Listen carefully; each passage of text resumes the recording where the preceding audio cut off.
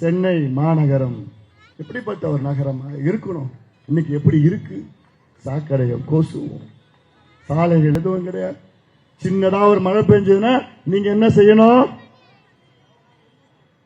போட்டு வாங்கணும். சென்னை வாசிகள்லாம் மழை காலத்தில் போட்டு வாங்கணும். யாருக்காவது வேணா சொல்லுங்க. தருமபுரியில் நிறைய பரிசல் இருக்கு, நாங்க தரோம், உங்களுக்கு வாங்கி தரேன். மாநகர தராது. எவ்வளவு பெரிய ஒரு மாநகரம் இந்த மாநகரம். உலகத்தில் எத்தனையோ மாநகரத்துக்கு நான் பார்த்திருக்கிறேன். எவ்வளோ முன்னேற்றங்கள் எவ்வளோ இருக்கு, எதுவுமே செய்யல. இங்க ஒரு பூசாரி இருக்கிறார். இந்த பூசாரி வரம் கொடுத்தா தான். யார் இந்த பூசாரி? சேகர் பாபு. ஆனா சேகர் பாபு அவர் தொகுதியில திமுக கட்சிக்காரனே தோக்கடிக்க போறாங்க, அது உறுதியாயிடுச்சு.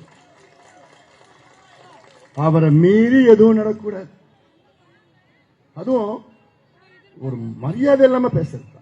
யாரு போனாலும் அவ்வளோ எரிஞ்சு மரியாதை இல்லாம பேசுறது தலைக்கு ஆனோம். முதலமைச்சர் சுத்தி 4 பேர் இருக்காங்க. 4 வியாபாரிகள், அமைச்சர்கள் நான் சொல்ல மாட்டேன், 4 வியாபாரிகள்.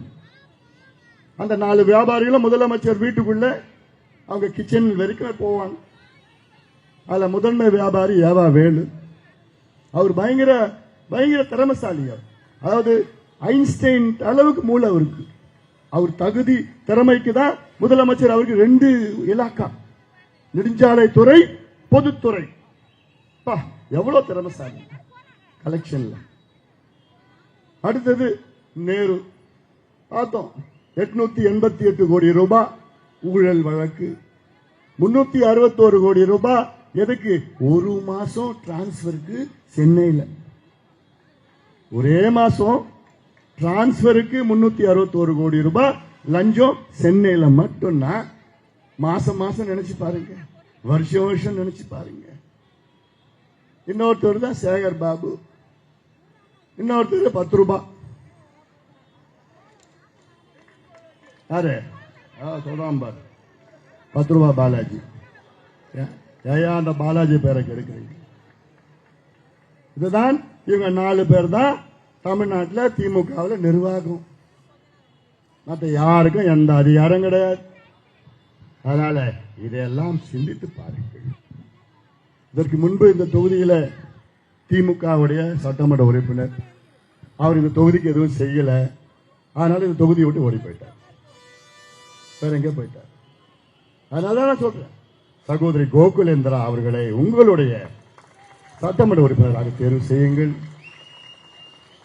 உங்களுடைய சட்டமன்ற உறுப்பினர் மட்டுமல்ல, கோகுலேந்திரா அவர்கள் வெற்றி பெற்றால் அடுத்த மாதம் எடப்பாடி பழனிசாமி அவருடன் சேர்ந்து அமைச்சராக, தமிழ்நாட்டின் அமைச்சராக வர வேண்டும் என்று என்னுடைய விருப்பம், என்னுடைய ஆசை, நம்முடைய விருப்பம். அதற்கு இங்கே அவர்கள் வெற்றி பெற்றாக வேண்டும். அண்ணா நகர் என்றால் அது ஒரு மிக்சர். எல்லாம் பெரிய பெரிய பணக்காரங்க, பெரிய பெரிய படிச்சவங்க எல்லாம். அதே நேரம் இங்க இருக்கின்ற பாட்டாளிகள் வாழ்கின்ற பகுதி இந்த அண்ணா நகர். நம்மளை போன்ற பாட்டாளிகள் வாழ்கின்ற பகுதி இந்த அண்ணா நகர். அதனால்தான் நான் சொல்கிறேன், அத்துணை பாட்டாளிகளும் அத்துணை உழைக்கின்றவர்களும் சேர்ந்து சகோதரி கோகுலேந்திரா அவர்களை நீங்கள் தேர்வு செய்யுங்கள். இரட்டை இலை சின்னத்திலே வாக்களிக்க வேண்டும். இது அவசியமானது, அவசியமானது. மிக நேர்மையானவர், நாணயமானவர், உங்களுக்காக உழைக்கின்ற ஒரு தைரியமான ஒரு பெண், தைரியமான ஒரு பெண். அத்துணை பெண்களும் ஆண்களும் சரி, அவருக்கு நீங்கள் எல்லோரும் வாக்களிக்க வேண்டும். அவரை வெற்றி பெற செய்ய வேண்டும். வெற்றி பெற்றால் தான் தமிழ்நாட்டிலே ஆட்சி மாற்றம் நடக்கும். இந்த நரக ஆட்சி, பெண்களுக்கு எதிரான ஆட்சி, குழந்தைகளை கொலை செய்கின்ற ஆட்சி, இந்த சாராயம் விற்கின்ற, கஞ்சா விற்கின்ற, ஊழல் செய்கின்ற இந்த ஆட்சி, 420 ஆட்சியை அகற்றுங்கள், அகற்றுங்கள். இந்த ஆட்சி இது மேல போதும், 5 ஆண்டுகள் போதும். இந்த திமுக ஆட்சினா டாஸ்மாக் கடையில, டாஸ்மாக் கடையை பாதுகாக்கிறதுக்கு 5 பேர் வச்சிருக்கிறான். ஆனா பள்ளிக்கூடத்துல ஒரே ஒரு வாத்தியார் தான். இதுதான் திமுக. குடிக்கிறதுக்கு 5 பேர், படிக்கிறதுக்கு ஒருத்தர் தான். இதுதான் திமுக. டாஸ்மாக் கடையில் 5 பேர் வேலை செய்யறாங்க, பாதுகாக்கணும். என்ன? சரக்கு பாதுகாப்பு. ஆனா பள்ளிக்கூடத்துல ஒரே ஒரு வாத்தியார் தான். 1வது இருந்து 5வது வரைக்கும் ஒரு வாத்தியார். இதுதான் திமுக அதாவது இந்த கட்சியை இந்த ஆட்சியை ஒதுக்குங்கள், அனுப்புங்க வீட்டுக்கு. போதும், 5 ஆண்டு காலம் ஆட்சி செஞ்சு முடிச்சுட்டாங்க. இதே ஸ்டாலின் அவர்கள் கடந்த 5 ஆண்டுகளுக்கு முன்பு ஆட்சி வருவதற்கு முன்பு உங்களை பார்த்து 505 வாக்குறுதிகளை கொடுத்தார்கள். 505 வாக்குறுதிகள். நாங்கள் மீண்டும் ஆட்சிக்கு வந்தால் இந்த 505 வாக்குறுதிகள் நிறைவேற்றுவோம் என்று சொன்ன ஸ்டாலின் அவர்கள் இன்னைக்கு அதில் வெறும் 66 வாக்குறுதிகளை மட்டும்தான் நிறைவேற்றினார்கள். 505 66 விழுக்காட்டில் பார்த்தீர்கள் என்றால் வெறும் 13 விழுக்காடு, வெறும் 13% தான் நிறைவேற்றிருக்கிறாங்க. ஒரு எக்ஸாம்ல பாஸ் மார்க் எவ்வளவு? 35 மார்க் எடுத்தா பாஸ் பண்ணலாம். ஆனா திமுக எத்தனை மார்க் எடுத்திருக்கு? வெறும் 13 மார்க். மக்கு ஃபெயில் ஆயிடுச்சு. 13 மார்க் எடுத்து ஃபெயில் ஆயிடுச்சு. ஃபெயில் ஆன கட்சி மறுபடியும் வரலாமா? வர விடுவீங்களா? ஃபெயில் ஆன கட்சிக்கு தகுதி இருக்கா மறுபடியும்? ஒண்ணுமே தெரியாது. கொள்ளடிக்கிறது, பணத்தை கொள்ளடிக்கிறது, பெண்களை மானபங்கம் செய்யறது, குழந்தைகளை கொலை செய்யறது, கஞ்சா வைக்கிறது, சாராயம் வைக்கிறத தவிர எதுவுமே திமுகவுக்கு தெரியாது. அந்த கொள்ளடிச்ச பணத்தை எடுத்துட்டு வந்ததுதான் இந்த தேர்தலில் 2000 3000 ஓட்டுக்கு. தமிழ்நாட்டிலமா மொத்த வாக்காளர்கள் 6,75,00,000. 6,75,00,000 வாக்காளருக்கு திமுக ஒவ்வொரு ஓட்டுக்கும் 2000 ரூபாய் திட்டமிட்டு வச்சிருக்கிறாங்க, அங்கங்க பதுக்கி வச்சிருக்கிறாங்க. ஒரு ஓட்டுக்கு 2000 ரூபாய்னா 6,75,00,000 பேருக்கு எவ்வளவு ரூபாய்? 13,000 கோடி ரூபாய் ஓட்டுக்கு மட்டும் பணம் கொடுத்துட்டு இருக்கிறாங்க திமுக கட்சி. அப்போ எவ்வளவு கொள்ளடிச்சு வச்சிருக்கிறாங்க, எவ்வளவோ கொள்ளடிச்சு வச்சிருக்கிறாங்க. அதனால இந்த பணம் யாருடைய பணம்? உங்களுடைய பணம், நம்முடைய பணம், வரி பணம். சொத்து வரி ஏத்திட்டாங்க, குடிநீர் வரி ஏத்திட்டாங்க, வீட்டு வரி ஏத்திட்டாங்க, பஸ் கட்டணும் ஏறி போயிடுச்சு, மின்சார கட்டணும் ஏறி போச்சு, பால் விலை ஏறி போயிடுச்சு, பருப்பு விலை, எண்ணெய் விலை, அரிசி விலை, எல்லா விலையும் ஏறி போயிடுச்சு. ஆனா வருமானம் 6,000 ரூபாய். 6,000 ரூபாய் வச்சு வருமானம் பொழப்பு நடத்த முடியுமா சென்னையில? முடியாது. நீங்க எல்லாம் பாட்டாளிகள். 6,000 8,000 10,000